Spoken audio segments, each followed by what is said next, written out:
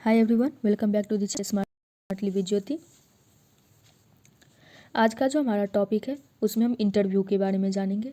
Interview भी research methodology का research करने का एक अच्छा तरीका है। ये भी एक मेथड है जिसको जो सोशोलॉजिस्ट होते हैं या जो रिसर्चर होते हैं वो यूज करते हैं।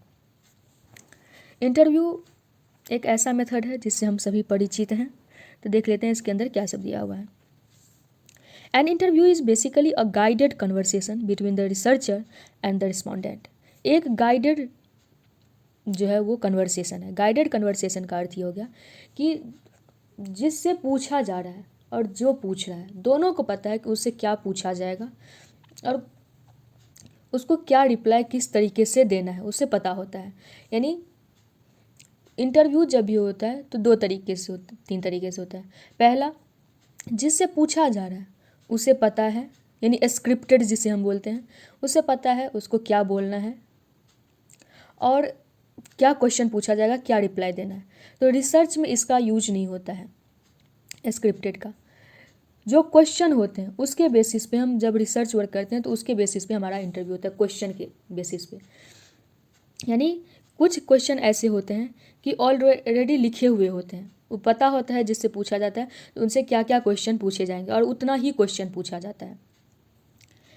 एक तरीका ये हो गया कि कुछ क्वेश्चन लिखे हुए थे और जो रिस्पोंडेंट है उसने जो आंसर दे रहा है उससे जो क्वेश्चन पूछने वाला है उससे लगा कि नहीं, जो क्वेश्चन हम लिख करके लाए हैं इससे कुछ अलग क्वेश्चन पूछा जा सकता है।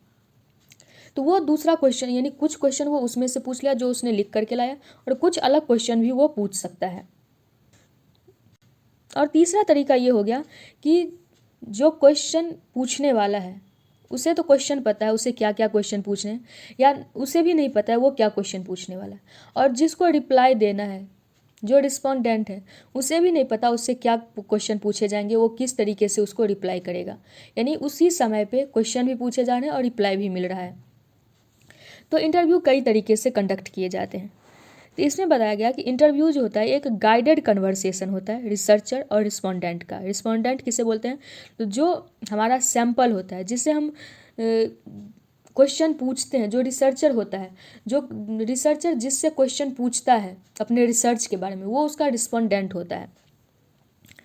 Although it has few technicalities associated with it, the simplicity of the format can be deceptive because it actually takes a lot of practice and skill to become a good interviewer. कह रहा है इसके कुछ technicalities भी होते हैं, जो technicalities हमने बताया पहले, जो किस किस तरीके से ये कंडक्ट किया जा सकता है। और एक अच्छा इंटरव्यू लेने के लिए एक अच्छा स्किल चाहिए, प्रैक्टिस चाहिए, ताकि उस मोमेंट ऑफ टाइम पे वो क्वेश्चन फ्रेम कर सके। Interview occupies the ground between a structured questionnaire or of the type used in survey. यानी जो स्ट्रक्चर्ड क्वेश्चन होता है, यानी ये सारे क्वेश्चन पूछने हैं, उस तरीके से जब इंटरव्यू किया जाता है तो वो सर्वे में यूज होता है उस तरीके का इंटरव्यू। यानी जो क्वेश्चन पूछ रहा है उसे पता है, एक फॉर्मेट उसने तैयार कर रखा है, तो इस तरीके से ये क्वेश्चन हमें पूछना है, उसने पहले ही ऑलरेडी तैयार करके रखा हुआ है क्वेश्चन। वो हो गया structured question air used in survey and the completely open ended interactions typical of participant observation method. यानी एक वो हो गया जहाँ पे स्ट्रक्चर्ड क्वेश्चन एयर होता है। स्ट्रक्चर्ड क्वेश्चन एयर होता है जहाँ पे कि क्वेश्चन ऑलरेडी सेट किया हुआ है और उसे एक या दो शब्द के आंसर देना है, कुछ में उसको आंसर दे देना है। तो ये सर्वे मेथड में यूज किया जाता है। जहाँ कंप्लीटली ओपन एंडेड इंटरेक्शन होता है, यानी कि जो रिसर्चर है ना तो उसने क्वेश्चन सेट किया हुआ है और जो उससे आंसर देना है, जो रिस्पोंडेंट है ना, उसने आंसर पहले से तय करके रखा है। बस उस मोमेंट ऑफ टाइम पे दोनों ने, उसने क्वेश्चन फ्रेम किया, इसने आंसर दिया। ये हो गया ओपन एंडेड। इसे यूज किया जाता है पार्टिसिपेंट ऑब्जर्वेशन मेथड में। It's chief advantage is the extreme flexibility of the format. इसका जो एडवांटेज है जो ओपन एंडेड होता है उसका एडवांटेज ये है कि उसमें फ्लेक्सिबल है, जो पूछने वाला है वो अगर जो रिस्पोंडेंट है वो जिस तरीके से आंसर कर रहा है हो सकता है उसके आंसर से में से ही वो कुछ क्वेश्चन फ्रेम कर ले उस मोमेंट ऑफ टाइम। अगर उसे उस सब्जेक्ट के बारे में और ज़्यादा डीप नॉलेज चाहिए तो उसके जिस तरीके से वो आंसर कर रहा है उसके आंसर के बेसिस पे वो कुछ नया क्वेश्चन क्रिएट कर ले उसी मोमेंट ऑफ टाइम पे।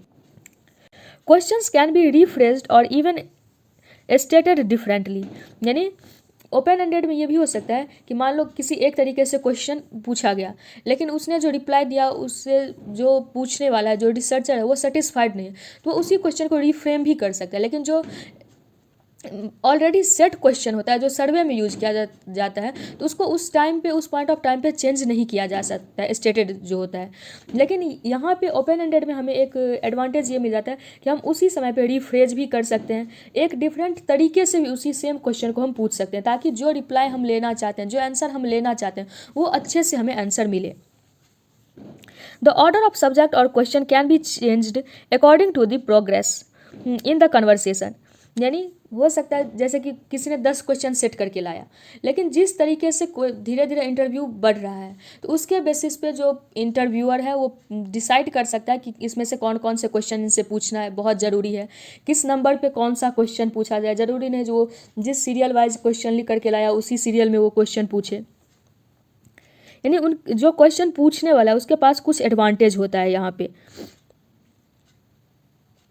Subjects that are producing good material can be extended and built upon others that provokes unfavorable reactions can be cut short or postponed to a later occasion, and all this can be done during the course of the interview itself। यानी इसमें जिस subject पे conversation जो है अच्छे तरीके से progress कर रहा है, अच्छे मटेरियल्स मिल रहे हैं, उसको जो इंटरव्यूअर होता है वो एक्सटेंड कर सकता है और अच्छे लंबे समय तक उस इंटरव्यू को चला सकता है। जहाँ पे जो है सो जो आंसर देने वाला है वो आंसर नहीं देना चाहता है तो उस क्वेश्चन को वो कट भी कर सकता है, वो नहीं मांग सकता है।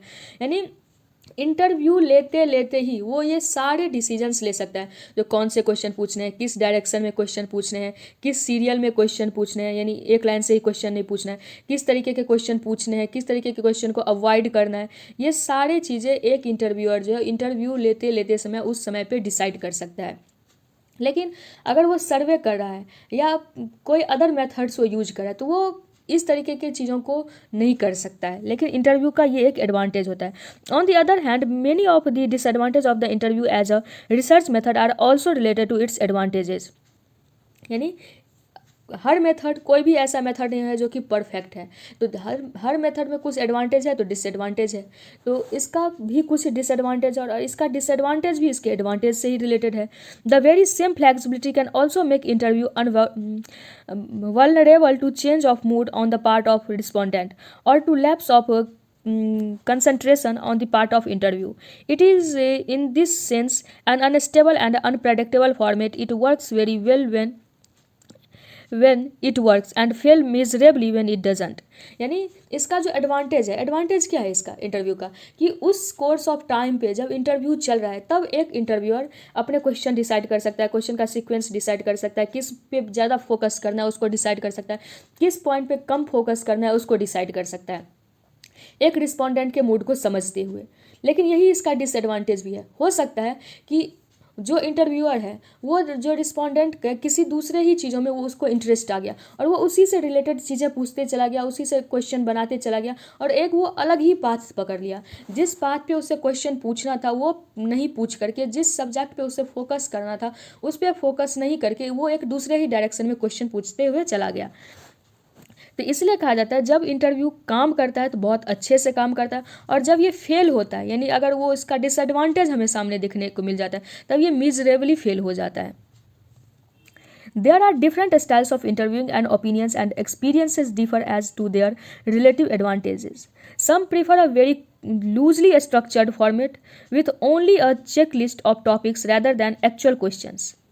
यानी जो लूजली स्ट्रक्चर्ड इंटरव्यू होता है, इस लूजली स्ट्रक्चर्ड इंटरव्यू का अर्थ यही होगा कि किस किस टॉपिक से रिलेटेड क्वेश्चन हमें पूछना है वो टॉपिक हमें बता दो और हम उसी पॉइंट ऑफ टाइम पे हम क्वेश्चन फ्रेम कर लेंगे और क्वेश्चन पूछ लेंगे। यानी उसने पूरे क्वेश्चन को उसने तैयार नहीं किया है बल्कि उसने उस टॉपिक को लिख लिया है कि किस किस सब्जेक्ट मैटर से रिलेटेड हमें क्वेश्चन पूछना है, और वो उस पॉइंट ऑफ टाइम पे जा करके आसानी से क्वेश्चन फ्रेम करके उसका आंसर ले सकता है। दूसरा हो सकता है हैव मोर स्ट्रक्चर्ड, यानी उसने पहले से ही, जो कि सर्वे में यूज किया जाता है, ऑलरेडी उसने क्वेश्चन सेट करके रखा है और उसको सीक्वेंस पता है किस सीक्वेंस में कौन से क्वेश्चन हमें पूछना है। With specific questions to be asked of all respondents. How interview is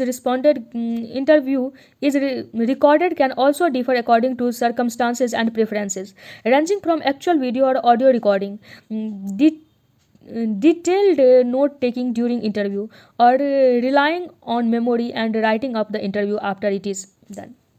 यानी अब दूसरा जो है इसका डिसएडवांटेज या एडवांटेज अगर हम इसके एडवांटेज में देखें तो किस तरीके से इंटरव्यू को रिकॉर्ड किया जाता है, यानी उसको ऑडियो के रूप में रिकॉर्ड किया जाता है या वीडियो के रूप में रिकॉर्ड किया जाता है, या सिर्फ इंटरव्यू लिया जा रहा है और उसको एक मेमोरी के रूप में रखा जा रहा है, जहाँ इस पर्सन से हमने ये क्वेश्चन पूछा, उसने ये आंसर दिया, इसे हम बाद में लिख लेंगे, या फिर जो चीज़ें उसने आंसर दे रहा है उसको उसी समय पे राइट डाउन किया जा रहा है।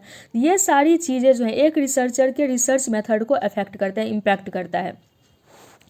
The introduction of equipment like recorders and so on frequently makes the respondent uneasy and introduces a degree of formality into the conversation. यानी जिससे हम क्वेश्चन पूछ रहे हैं, ये टीवी का इंटरव्यू नहीं, जब एक रिसर्चर एक्चुअल कंडीशन में ग्राउंड पे जब वो प्रैक्टिस कर रहा था इंटरव्यू का, तो अगर जिस लोग से वो क्वेश्चन पूछ रहा है, मान लो जिससे वो क्वेश्चन पूछ रहा है उसे नहीं पता है जो हमारे बात को रिकॉर्ड किया जा रहा है या लिखा जा रहा है, तो वो एक कन्वर्सेशन के रूप में हो सकता है वो बहुत सारी चीज़ें बताए। लेकिन अगर उसे पता है कि हमारे बात को रिकॉर्ड किया जा रहा है ऑडियो के रूप में या वीडियो के रूप में, या फिर जो है सो जो भी हम बोल रहे हैं उस सारे को डॉक्यूमेंट किया जा रहा है, तो हो सकता है उसके आंसर में एक फॉर्मेलिटी हमें देखने को मिले, वो उस उतने अच्छे तरीके से वो रिप्लाई नहीं करे जितने चीज़ों को या जैसा हम एक्सपेक्ट कर रहे होते हैं। On the other hand, important information can sometimes go unnoticed or not be recorded at all when other less comprehensive method or record keeping are being employed. यानी अगर ये भी हो सकता है कि उस बंदे से जब हम पूछ रहे होते हैं, जब एक हम का मतलब तो क्या, जो रिसर्चर होता है, जो रिसर्चर पूछ रहा होता है क्वेश्चन का, हो सकता है उसने कुछ ऐसी बातें कही जहाँ पे फोकस करना चाहिए था लेकिन वो अनफोकस्ड रह जाए, ये भी एक प्रॉब्लम देखने को हमें मिलती है। समटाइम्स द फिजिकल और social circumstances in which the interview is being conducted determine the mode of recording. कुछ जगहों पे किस सोशल सर्कमस्टांसेस के अंदर इंटरव्यू कंडक्ट किया जा रहा है वो भी मोड ऑफ रिकॉर्डिंग को रिप्रेजेंट करता है या बताता है, किस तरीके का रिकॉर्डिंग किया जाएगा, उसको लिख लिया जाए, डॉक्यूमेंट कर लिया जाए, या वीडियो रिकॉर्ड किया जाए, या ऑडियो रिकॉर्ड किया जाए, या फिर सिर्फ मेमोरी में रखा जाए। तो वो हमारा सर्कमस्टांसेस भी डिसाइड करता है कि हम किस तरीके के मेथड को हम यूज करें इंटरव्यू के लिए। The way in which the interview is later written for publication or as part of the research report can also differ widely. Some researchers prefer to edit the transcript and present a cleaned up continuous narrative. Others wish to retain the flavor of the original conversation as much as possible and therefore include all the asides and digressions as well. यानी interview सिर्फ इतने पे decide नहीं होगा कि mode of circumstances क्या है, यानी किस सिचुएशन में उस इंटरव्यू को लिया जा रहा है, या किस तरीके से रिकॉर्ड किया जा रहा है, किस स्टाइल में क्वेश्चन पूछा जा रहा है। सिर्फ इसी के बेसिस पे हमारा इंटरव्यू का रिजल्ट जो है मैनिपुलेट नहीं होता है या डिफर नहीं कर सकता है। इसके अलावा भी चीज़ें होती हैं। फॉर एग्जाम्पल, किसी एक रिसर्चर ने इंटरव्यू लिया और वो अपने वर्क के अंदर जब वो उस इंटरव्यू को डाल रहा होता है तो उसे उसके मन में ये चीज़ें आ सकती है कि हम एक क्लियर पिक्चर हम प्रोवाइड करें। तो हो सकता है वो कुछ वर्ड्स जो कि अगर कोई नेटिव है तो उसने जिस वर्ड का यूज किया उसको यूज ना करके कुछ दूसरा अच्छा वर्ड यूज कर दे, या जिस तरीके से उसने सेंटेंस फ्रेम किया उस तरीके से नहीं करके कुछ दूसरा कर दे, यानी उसके बातों को ट्रांसक्रिप्ट करके ट्रांसलेट करके एक अलग रूप भी दे सकता है। या फिर कुछ रिसर्चर ऐसे भी हो सकते हैं जो कि जैसा उसने कहा जिससे जो रिस्पोंडेंट था उसको सेम टू सेम उसके ओरिजिनलिटी को मेंटेन रखने के लिए वैसे ही वो अपने रिसर्च के अंदर इंक्लूड कर लें। The interview is often used along with or as supplement to other methods, especially participant observation and survey. ज़रूरी नहीं है कि एक रिसर्चर सिर्फ इंटरव्यू को ही एक मेथड्स के रूप में यूज करें, बल्कि हो सकता है इंटरव्यू के साथ साथ वो बहुत सारे अदर मेथड्स को भी फॉलो कर रहा होगा, और कुछ ऐसे मेथड्स हैं जिसका पार्ट भी इंटरव्यू बन सकता है। एग्जाम्पल के जब सर्वे हो रहा होता है तो सर्वे में हम क्वेश्चन ही तो पूछते हैं, और क्वेश्चन पूछना भी एक तरीके का इंटरव्यू हो गया। जब पार्टिसिपेंट ऑब्जर्वेशन होता है तो जब हम लोगों से उसके केस स्टडीज़ के बारे में जानते हैं तो वो भी एक तरीके से इंटरव्यू होता है। तो पार्टिसिपेंट ऑब्जर्वेशन का या फिर सर्वे का ये एक इम्पॉर्टेंट पार्ट बन जाता है interview. Long conversation with key informants, the main information in a participant observation study can often provide a concentrated account that studies and clarifies the accompanying material. Similarly, intensive interview can add depth and details to the findings of a survey. However, as a method, the interview is dependent on personalized assess and the degree of rapport or mutual trust between the respondent and the researcher. यानी जब हम interview as a method की बात करते हैं तो ये कई चीज़ों पे डिपेंड करता है। पहला कि जो इंटरव्यू ले रहा है और जो रिस्पोंडेंट है दोनों के बीच में म्यूचुअल अंडरस्टैंडिंग कितना है, म्यूचुअल ट्रस्ट कितना है। जितना ज़्यादा ट्रस्ट होगा उतना ज़्यादा हमें आंसर अच्छा मिलेगा। अगर ट्रस्ट नहीं होगा दोनों के बीच में तो जिस तरीके से सर्वे में जब इंटरव्यू किया जाता है तो लोग एक बीच का आंसर देते हुए निकल जाते हैं, उसके जो पर्सनल चीज़ें होती हैं, उसकी जो सेंसिटिव इंफॉर्मेशन होते हैं उसको वो नहीं देना चाहता है पब्लिकली।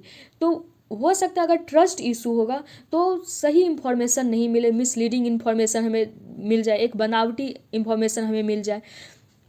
इंटरव्यू का एक फ़ायदा ये है कि अगर ये हमारे रिसर्च के अंदर एक डेप्थ को इंक्लूड करता है।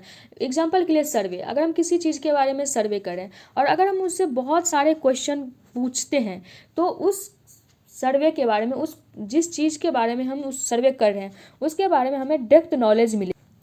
तो हमारा जितना भी रिसर्च मेथड्स था वो जो है सो एंड हो चुका है। अब कुछ इंपॉर्टेंट टर्म्स जो इस चैप्टर में थे वो सेंसस एक कम्प्रिहेंसिव सर्वे होता है जिसमें हम सारे ही मेंबर्स को इंक्लूड करते हैं। जेनरलॉजी जो है वो एक जेनरलॉजी हो गया जब हम एक जनरल या कह सकते हैं एक ब्रॉडर पर्सपेक्टिव जो होता है उसको जनरलाइज्ड करते हैं। और यहाँ पे एक टर्म है जीनियोलॉजी का अर्थ हो गया जब जो जनरेशन है किस तरीके से वो जनरेशन एक्सटेंड हुआ है, उसके पूरे एक फैमिली ट्री का जब हम स्टडी करते हैं, एक पूरा फैमिली ट्री बनाते हैं तो उसे हम बोलते हैं जीनियोलॉजी। नॉन सैम्पलिंग एरर हो गया जो सैंपल हमारा था उसमें एरर नहीं है, बल्कि जो हमारा रिसर्च मेथड है, जिस मेथड को हमने चुना है वो गलत है उस कॉन्टेक्स्ट में, तो उसे हम बोलते हैं नॉन सैम्पलिंग एरर। पॉपुलेशन यानी एक टेरिटरी के अंदर जितने भी लोग हैं वो पॉपुलेशन हो गया वहाँ का। प्रोबेबिलिटी जो है वो किसी भी इवेंट्स के होने का कितना चांस है वो प्रोबेबिलिटी हो गया। क्वेश्चन एयर जो रिटन क्वेश्चन होते हैं किसी भी सर्वे के लिए या इंटरव्यू के लिए। रैंडमाइजेशन होता है किसी भी पॉपुलेशन से रैंडमली लोगों को चुनना, वो हो गया randomization. Reflexivity researchers ability to observe and analyze oneself, यानी रिफ्लेक्सिविटी क्या होती है जब बहुत सारी जो है सो एरर्स आ जाते हैं एक रिसर्च के अंदर, या एक रिसर्चर जो होता है उसका खुद का जो कुछ बायसनेस होता है उस बायसनेस को कम करने के लिए वो खुद पे काम करता है, वो अपने थिंकिंग को जो है सो क्लियर करते रहता है, उसे हम बोलते हैं रिफ्लेक्सिविटी। वो जो थिंकिंग है उसका खुद का जो थिंकिंग है वो अपने आइडियाज़ को बार बार क्वेश्चन करते रहता है और अपने थिंकिंग को, क्रिएटिविटी को बढ़ाते रहता है एक रिसर्चर, वो हो गया रिफ्लेक्सिविटी, ताकि वो एक सही जो है रिसर्च तक पहुँचे, एक सही रिजल्ट तक पहुँचे। सैंपल एक सबसेट होता है, एक सेक्शन होता है जिसको कि हम रिसर्च के लिए यूज करते हैं, यानी जो हमारा रिस्पोंडेंट होता है उसे ही हम सैंपल भी बोलते हैं। सैम्पलिंग एरर ये हो गया कि जो रिसर्च किया गया उसमें जो है जिसने आंसर किया अब वो सही बोला या गलत बोला उस चीज़ को हम बता नहीं सकते हैं, हमारे रिसर्च में किसी न किसी तरीके का वो एरर क्रिएट करेगा, वही हो गया सैम्पलिंग एरर। और स्ट्रैटिफिकेशन तो इसमें हम पहले ही पढ़े, जो इस चैप्टर का जो स्ट्रैटिफिकेशन है वो हमारा जो 4th चैप्टर का स्ट्रैटिफिकेशन था उससे अलग है। यहाँ पे स्ट्रैटिफिकेशन का अर्थ सिर्फ ये हो गया इस चैप्टर के अंदर, जो जब हम एक सैंपल को क्रिएट करते हैं, जब हम एक रिस्पोंडेंट ग्रुप को क्रिएट करते हैं, जो ये हमारे रिसर्च का पार्ट होगा, तो उसमें कई तरीके के, जैसे कि रैंडमाइजेशन हुआ, तो रैंडमाइजेशन में अलग सेक्स के लोग हो सकते हैं, अलग जेंडर के लोग हो सकते हैं, अलग जो है सो मटेरियलिस्टिक पॉइंट ऑफ व्यू के लोग हो सकते हैं, अलग कास्ट के लोग हो सकते हैं, अलग रीजन के लोग हो सकते हैं। तो ये जो अलग अलग स्ट्रेटा है वो हो गया स्ट्रेटिफिकेशन। तो हमारा इसी के साथ हमारा जो बुक है इंट्रोड्यूसिंग सोशोलॉजी का, ये हमारा यहीं पे ख़त्म होता है। और बहुत जल्द हम लोग शुरू करेंगे अंडरस्टैंडिंग सोसाइटी, हमारा जो नेक्स्ट बुक है क्लास 11th का। अगर आपको ये वीडियो अच्छी लगी हो तो आप वीडियो को लाइक करें, चैनल को सब्सक्राइब करें, और अगर कोई डाउट है तो आप कमेंट सेक्शन में ज़रूर पूछें। Thanks for watching.